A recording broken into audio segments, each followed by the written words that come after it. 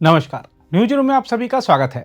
Bharatiya Janata party के वरिष्ठ नेता और पूर्व केंद्रीय मंत्री डॉक्टर मुरली मनोहर जोशी ने कहा है कि सिर्फ चुनाव के दौरान पैसा बांटना कल्याण नहीं है, बल्कि लोकतंत्र को सही मायनों में मजबूत करने के लिए आर्थिक समानता, समान विकास और राजनीतिक अधिकारों के बराबर इस्तेमाल की जरूरत है।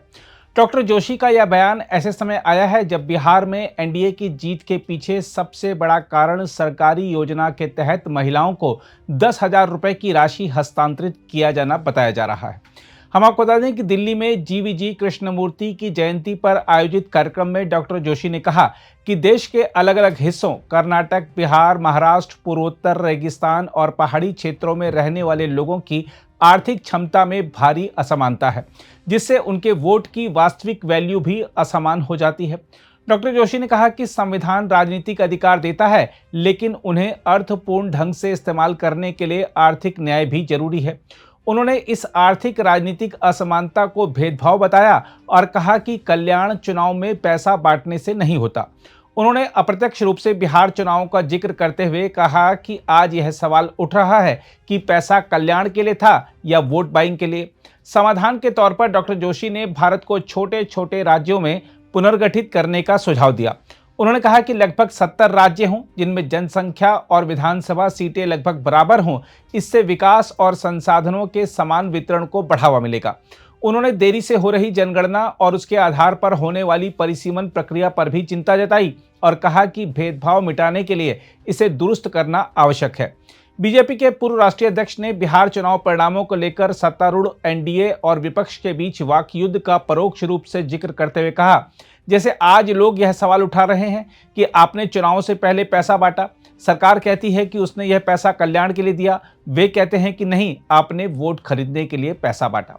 जोशी ने कहा कि समस्या का समाधान पंडित दीनदयाल उपाध्याय के उस प्रस्ताव में निहित है जिसमें उन्होंने एक बार कहा था कि छोटे राज्य होने चाहिए।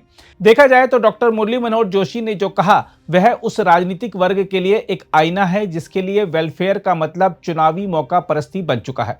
सत्ता में बैठे लोग जब हर चुनाव से पहले 1,000, 10,000, 20,000 की नोटों की बरसात कर देते हैं तो उसे कल्याण कहना जनता का अपमान है। यह राजनीतिक अर्थव्यवस्था का वह विकृत मॉडल है जिसमें गरीबी एक वोट बैंक और नागरिक एक लेन देन की वस्तु बनकर रह गया है। डॉक्टर जोशी का सवाल सीधा है, वोट तो सबका बराबर है, पर वोटर की आर्थिक ताकत बराबर क्यों नहीं है? यह सवाल बीजेपी, कांग्रेस, क्षेत्रीय दलों सबकी असहजता का कारण बनेगा, क्योंकि सबने कभी न कभी नोटों और लुभावने नारों पर चुनाव लड़े हैं। साथ ही राज्यों को छोटे करने का जो प्रस्ताव उन्होंने रखा है वह राजनीतिक रूप से विस्फोटक है, लेकिन प्रशासनिक रूप से तर्कसंगत है। भारत में यह चर्चा हमेशा सत्ता के समीकरण बिगाड़ने के डर से दबा दी जाती है।